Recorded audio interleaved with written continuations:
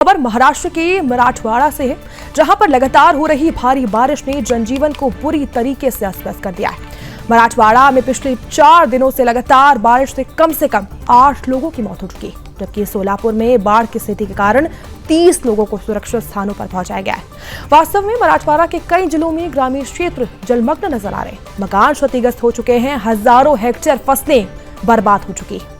लातूर में 3, बीड़ में 2 और छत्रपति संभाजीनगर, साथ ही नांदेड़ और धाराशिव में एक व्यक्ति की मौत भी हो चुकी है। बिजली गिरने, डूबने और अन्य कारणों से इनकी मौत हुई है।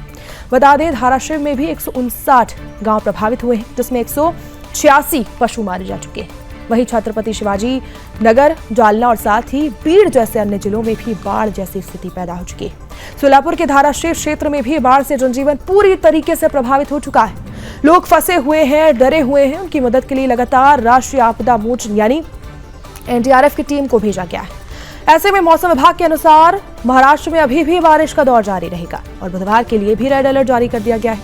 मुख्यमंत्री देवेंद्र फडणवीस ने बाढ़ प्रभावित जिलों का दौरा करने का भी आश्वासन दिया है। उन्होंने बताया है कि एनडीआरएफ ने धाराशिव जिले में 27 लोगों को बचाया है, जबकि 200 लोगों को सुरक्षित स्थानों पर पहुंचाया गया है।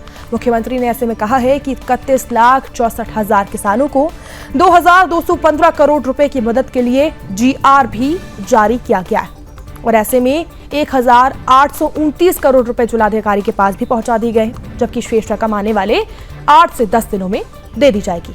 मुख्यमंत्री ने साथ में कहा है कि अहिल्यानगर, साथ ही जलगांव, सोलापुर, बीड़ और परभणी जिले में औसतन 102 मिलीमीटर बारिश हुई है, जिसके कारण कई इलाके बहुत ज्यादा लोग वहां पर परेशान हैं। कई इलाकों में लोग बाढ़ के कारण फंस चुके हैं। एनडीआरएफ और एसडीआरएफ की 17 टीमें राहत और बचाव कार्य में लगी हुई हैं। उन्होंने जिलाधिकारियों को नुकसान का पंचनामा तैयार करने और प्रभावित किसानों एवं लोगों को तुरंत राहत देने का भी निर्देश दिया है। बता दें कि कल ही मंत्रिमंडल की बैठक के बाद मुख्यमंत्री ने मंत्रियों को बाढ़ प्रभावित क्षेत्रों का दौरा करने और पीड़ितों की मदद करने के लिए भी कहा है। उप मुख्यमंत्री एकनाथ शिंदे भी बाढ़ पीड़ितों की सहायता के लिए मौके पर पहुंचे हुए।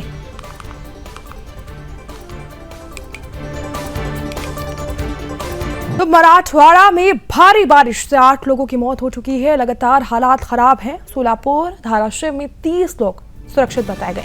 तो ऐसे में हमारे साथ हमारे संवाददाता जुड़ चुके हैं, बाबूलाल जुड़ चुके हैं, जो हमें बताएंगे कि क्या कुछ हालात हम देख पा रहे हैं। बाबूलाल जी, सबसे पहले सवाल ये है कि आखिर क्या कुछ हालात हैं, अभी कितने लोगों को सुरक्षित बाहर निकाला गया है और अभी क्या हालात हम देख पा रहे हैं? देखिए, निश्चित तौर पर पिछले 4 दिनों से पूरे मराठवाड़ा में मूसलाधार बारिश के चलते हालात बहुत खराब है। किसानों के खेतों में तालाब के रूप ले लिए, खेतों में पानी भरने से जो फसलें है वो पूरी तरह से नष्ट हो गई है। अगर हम बात करें मौत के आंकड़े की, तो अभी तक मराठवाड़े में कुल 8 लोगों की इस बाढ़ के चलते मौत के आंकड़े सामने आए। वहीं अगर बात करें तो नदी नाले पूरी तरह से उफान पर है। जो नागसागर जायकवाड़ी बांध है, उसके तमाम जो गेट है वो सब खोल दिए गए, जिसके चलते गोदावरी नदी उफान पर है और गोदावरी नदी के तट पर बसे तमाम जो शहर गांव है उनमें बाढ़ के खतरा मंडरा है। चाहे जालना की बात करें, नांदेड़ की बात करें, परभणी की बात करें, हिंगोली की बात करें, वो तमाम जो शहरों के अंदर, जिलों के अंदर काफी परिस्थिति खराब है। कई जगह पर जो है स्थानीय नागरिकों को वहां से सुरक्षित जगह पर ले जाया गया है। एनडीआरएफ की टीम लगातार राहत दे रही है, मदद के लिए लगी हुई है। सरकार की तरफ से तमाम मंत्रियों को आदेश जारी कर दिया गया है। जहां बाढ़ग्रस्त इलाकों में आज तमाम मंत्री मौके पर पहुंच रहे हैं। पूरी अपडेट लेकर मुख्यमंत्री को इसकी जानकारी दी जा रही है। साथ ही साथ स्कूलों की अगर हम बात करें तो स्कूलों के हालात भी बहुत खराब है। छोटे छोटे गांवों में बाढ़ के जैसे अलर्ट की वजह से स्कूल के अंदर भी पानी भर गए, जिनके चलते वहां के स्कूल से बच्चों के लिए भी स्कूल को छुट्टी दे दी गई है। लेकिन बाढ़ में फंसे लोगों को निकालने का कार्य लगातार जारी है। कल देर रात तक बीड़ जिले में 40 लोग बाढ़ की चपेट में फंसे हुए थे, जिनको सुरक्षित निकाला गया। काफी देर तक रेस्क्यू ऑपरेशन वहां पर चलाया गया था और तमाम बिल्कुल बाबूलाल जी, तो ऐसे में कहां पर कितने राहत शिविर हम देख पा रहे हैं और लोगों को जो सुरक्षित बचाया जा रहा है उनके लिए, और अभी प्रशासन का इसको लेकर क्या कहना है? देखिए, निश्चित तौर पर तमाम जो है बाढ़ग्रस्त इलाके है, खास करके अगर हम बात करें तो छत्रपति संभाजीनगर जिला, बीड़ जिला, नांदेड़ जिला, परभणी, हिंगोली, ये सब बाढ़ की चपेट में, क्योंकि गोदावरी के तट पर ये सब जिले हैं। और इसके चलते वहां के हालात बहुत खराब है। वहां पर सभी एनडीआरएफ की टीमें गठित की गई है और सरकार मॉनिटरिंग कर रही है। खुद मुख्यमंत्री मिनट टू मिनट का अपडेट ले रहे हैं। आज तमाम मंत्रियों को आदेश जारी किया गया है। कल रात में ही मुख्यमंत्री ने आदेश जारी किया था। आज सुबह से ही तमाम मंत्री बाढ़ग्रस्त इलाके के दौरे पर निकल गए और जो भी सहायता की जाए उनको मदद की जा रही है। किसानों का जो नुकसान हुआ है उसकी भी पंचनामा करके उनको भी नुकसान भरपाई की बात सरकार ने स्पष्ट कर दी है कि जो भी नुकसान हुआ उसकी पूरी भरपाई सरकार करेगी। किसी को भी जो है डरने की जरूरत नहीं है। लेकिन कोई भी इस बाढ़ग्रस्त इलाके में जान जोखिम में न डाले, सुरक्षित स्थान पर पहुंच जाए और जो निश्चित तौर पर फंसे हुए हैं उनको पूरी तरह सरकार मदद करते हुए सबको सुरक्षित स्थान पर पहुंचाया जा रहा है। मौसम विभाग की अगर हम बात करें तो मौसम विभाग की तरफ से 27 और 29 सितंबर को भारी बारिश की चेतावनी दी है, यानी कि और 3 दिन भारी मराठवाड़े के लिए होने वाले। ऐसे में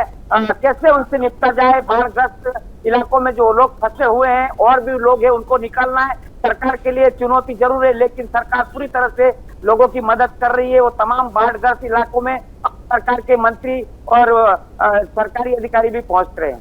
बिल्कुल, ऐसे में मौसम विभाग से क्या कुछ अपील की जा रही है लोगों के लिए, और साथ ही क्या अभी लोगों को राहत शिविरों में भेजा जा रहा है, साथ ही भोजन की व्यवस्था और सभी व्यवस्थाएं उन्हें मिल पा रही हैं? निश्चित तौर पर मौसम विभाग की तरफ से बार बार चेतावनी दी जा रही है कि सभी लोग सुरक्षित जगह पर रहे, क्योंकि अभी भी मराठवाड़े पर बारिश का खतरा मंडरा रहा है और आने वाले 3 दिन मुश्किल के काफी तेज बारिश की संभावना जताई है खुद मौसम विभाग ने। इसके चलते सरकार भी एक्शन मोड पर है।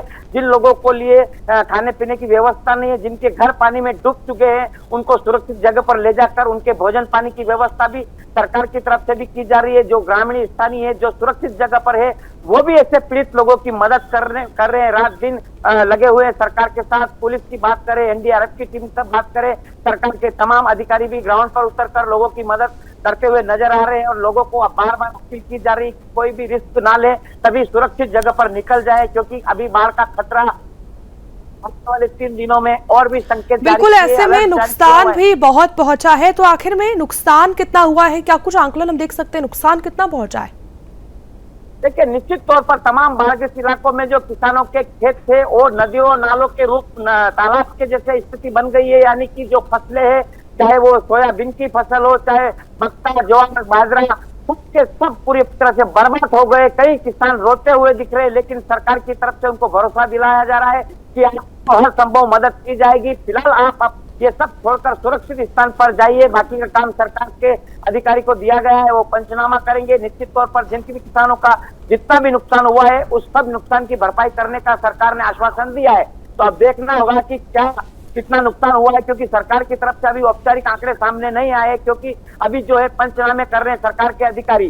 तो निश्चित तौर पर पूरे पंचनामे होने के बाद में मराठवाड़े में कुल कितनी खेतियों को किसानों को नुकसान हुआ, कितना नुकसान हुआ, इसके आंकड़े भी सरकार जल्द ही जारी करने वाली है।